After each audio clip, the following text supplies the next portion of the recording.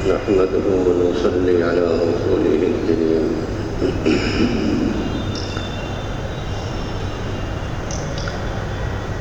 معزز سامعین کرام و خواتین و مستورات،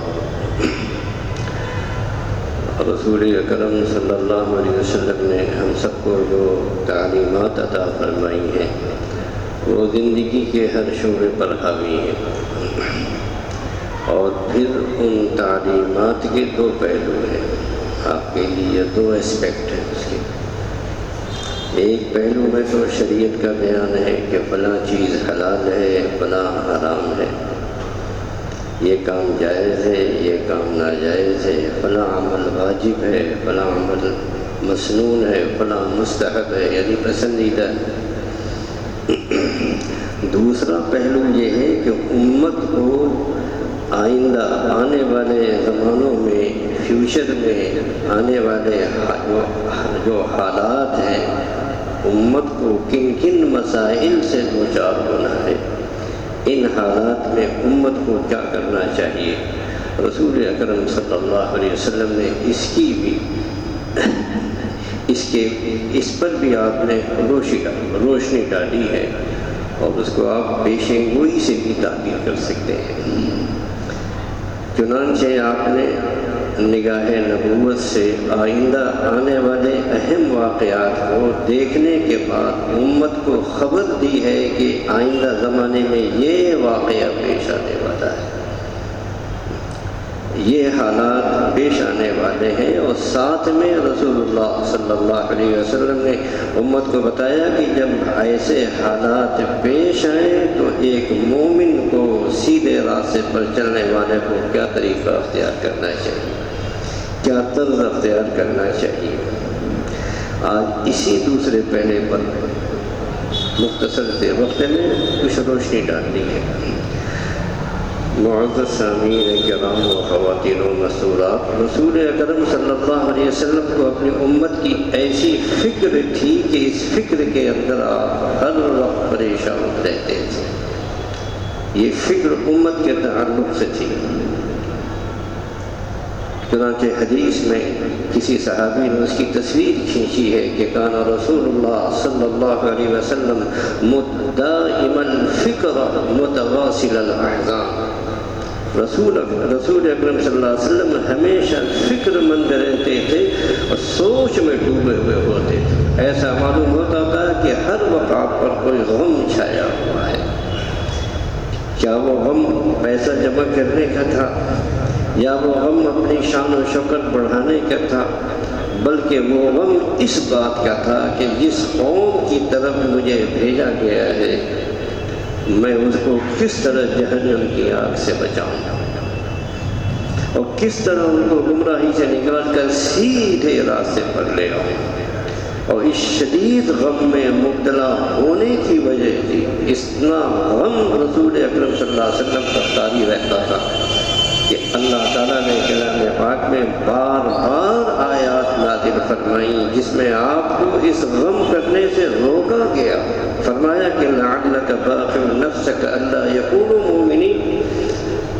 ایسا لگتا ہے کہ آپ اپنی جان کو کیوں آپ اپنی جان کو ہلاک کر دیں گے، ایسا کیوں کر رہے ہیں آپ؟ یہ کون کہہ رہا ہے؟ اللہ رب العزت رسول اکرم صلی اللہ علیہ وسلم سے کہہ رہے ہیں. اس وجہ سے کہ یہ لوگ ایمان نہیں لا رہے ہیں. ایک حدیث میں رسول اکرم صلی اللہ علیہ وسلم نے فرمایا کہ میری مثال اس شخص جیسی ہے جس نے ایک آگ سلگائی اور آگ کو دیکھ کر پروانے آگ پر گرنے لگے. وہ شخص ان پروانوں کو آگ سے دور رکھنے کی کوشش کر رہا ہے تاکہ وہ آگ میں گر کر جل نہ جائے. اسی طرح میں بھی تمہیں جہنم کی آگ سے بچانے کی کوشش کر رہا ہوں. تمہاری کمریں پکڑ کر تمہیں روک رہا ہوں، مگر تم جہنم کی آگ کے اندر گرے جا رہے ہو. آپ کو اپنی امت کی اتنی فکر تھی، اور صرف اس امت کی فکر نہیں تھی جو آپ کے زمانے میں موجود تھی، بلکہ آئندہ آنے والے زمانے کے لوگوں کو بھی آپ کی فکر تھی. چنانچہ آپ نے آئندہ آنے والے لوگوں کو بتایا کہ تمہارے زمانے میں کیا کیا حالات پیش آنے والے ہیں۔ تقریباً تمام احادیث کی کتابوں میں ایک مستقل باب آپ کے لیے چیپٹر کہہ لیجیے ابواب الفتن کے نام سے ہے، فتنے کا چیپٹر، جن میں ان احادیث کو جمع کیا گیا ہے جس میں رسول اکرم صلی اللہ علیہ وسلم نے آنے والے فتنوں کے بارے میں لوگوں کو بتایا ہے اور ان کو خبردار کیا کہ لوگوں دیکھو آئندہ آنے میں زمانے میں یہ فتنے آنے والے ہیں۔ چنانچہ ایک حدیث میں رسول اکرم صلی اللہ علیہ وسلم نے ارشاد فرمایا، آپ کی نگاہیں گویا کہ دیکھ رہی تھیں، فرمایا کہ تقع الفتن فی بیوتکم کموقع المطر، آئندہ زمانے میں فتنے تمہارے گھروں میں اس طرح گریں گے جیسے بارش کے قطرے گرتے ہیں۔ بارش کے قطروں سے اس لیے تشبیہ دی آپ نے کہ جس طرح بارش کا پانی کثرت سے گرتا ہے بکثرت، اسی طرح وہ فتنے بھی کثرت سے آئیں گے، کنٹینیوسلی، ایک کے بعد دوسرا، دوسرے کے بعد تیسرا۔ دوسرا یہ کہ بارش کا پانی جس طرح مسلسل گرتا ہے، قطرے کے بعد دوسرا قطرہ، دوسرے کے بعد تیسرا قطرہ، اسی طرح وہ فتنے بھی مسلسل اور لگاتار آئیں گے کہ ابھی ایک فتنہ آ کر ختم ہوا کہ دوسرا فتنہ کھڑا ہو جائے گا، لگاتار آئیں گے۔ یہ فتنے تمہارے گھروں میں آ کر کے گریں گے، الفاظ ہیں تقع الفتن فی بیوتکم، تمہارے گھروں میں گریں گے، تم اس کے شکار ہوں گے۔ دوسری حدیث میں آپ صلی اللہ علیہ وسلم نے فرمایا کہ ستکون فتن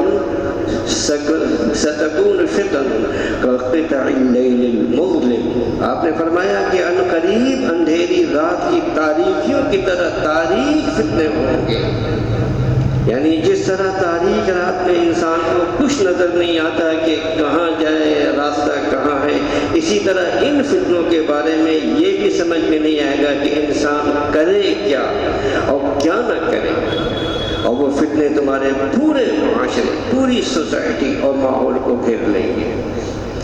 بظاہر تمہیں ان سے کوئی جائے پناہ نظر نہیں آئے گی۔ آپ نے فرمایا کہ ان فتنوں سے پناہ کی دعا بھی مانگا کرو، جیسے دجال کے فتنے سے آپ نے پناہ مانگنے کی امت کو تلقین کی ہے اور مسلسل مانگتے تھے، ایسے ہی آپ نے کہا کہ جو آنے والے فتنے، ان فتنوں سے پناہ کی دعا بھی مانگا کرو اور یہ دعا کیا کرو، اللہم انا نعوذ بک من الفتن ما ظہر منها وما بطن، اے اللہ ہم آنے والے فتنوں سے آپ کی پناہ چاہتے ہیں، ظاہری فتنوں سے بھی اور باطنی فتنوں سے بھی۔ ایک فتنہ تو ظاہر میں ہوتا ہے اور ایک فتنہ اندرونی ہوتا ہے، دونوں قسم کے فتنوں سے پناہ مانگا کرو۔ اور یہ دعا رسول اللہ صلی اللہ علیہ وسلم کے معمولات کی دعاؤں میں شامل تھی، حدیث کی ہر کتاب میں آپ کو ملے گی۔ اب اس کو سمجھنا چاہیے کہ فتنہ کیا چیز ہے۔ یہ فتنہ بہت آتا ہے، آپ اردو میں سنا ہوگا، آپ نے بولتے بھی آپ ہیں، لیکن لفظ عربی ہے۔ اور اس فتنے کے دور میں ہمارے اور آپ کے لیے رسول اکرم صلی اللہ علیہ وسلم کی تعلیم کیا ہے، اس میں ہمیں کیا کرنا چاہیے۔ اب یہ لفظ ہم صبح و شام استعمال کرتے ہیں، یہ بڑے فتنے کا دور ہے۔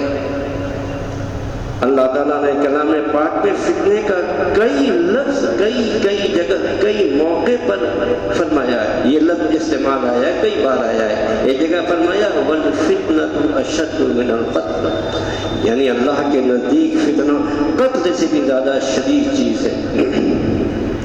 فتنہ ایک مختصر سے طور پر بات کو ختم کروں آج کی۔ فتنہ عربی زبان کا لفظ ہے، لغت میں یعنی ڈکشنری میں اس کے معنی ہے سونے یا چاندی وغیرہ کو آگ پر پگھلا کر اس کا کھرا کھوٹا معلوم کرنا، آگ میں تپا کر اس کی حقیقت سامنے آ جاتی ہے کہ یہ خالص ہے یا ایک ہی نہیں۔ اسی وجہ سے اس لفظ کو آزمائش اور امتحان کے معنی میں استعمال کیا جانے لگا۔ چنانچہ فتنے کے دوسرے معنی ہوئے آزمائش، امتحان۔ لہذا جب انسان پر کوئی تکلیف یا مصیبت یا پریشانی آئے، اس کے نتیجے میں انسان کی اندرونی کیفیت کی آزمائش ہو جائے، خود انسان کی بھی آزمائش ہو جائے کہ وہ انسان ایسی حالت میں کیا طرز عمل اختیار کرتا ہے، یا اس وقت صبر کرتا ہے، یا یہ کہ بے صبری کا مظاہرہ کرتا ہے، فرما بردار رہتا ہے یا نہ فرمان ہو جاتا ہے۔ اس آزمائش کو فتنہ کہا جاتا ہے۔ بہرحال اس کی مزید تفصیل کی فتنے کی احادیث میں کچھ مثالیں دی ہیں، اور آپ صلی اللہ علیہ وسلم نے نشاندہی کی کہ یہ چیزیں پیش آئیں گی۔ انشاءاللہ العزیز اس پر روشنی ڈالی جائے گی۔ اللہ تعالی ہم سب کو ظاہری اور باطنی فتنوں سے محفوظ رکھے، اور رسول اکرم صلی اللہ علیہ وسلم کی تلقین کے مطابق، ہدایت کے مطابق ہم اپنے معمولات میں اس دعا کو بھی شامل کر دیں کہ اللہ ہم کو ظاہری اور باطنی فتنوں سے محفوظ رکھیے، آزمائش سے محفوظ رکھیے، بدلتے ہوئے حالات سے محفوظ رکھیے۔ وآخر دعوانا ان الحمد للہ رب العالمین۔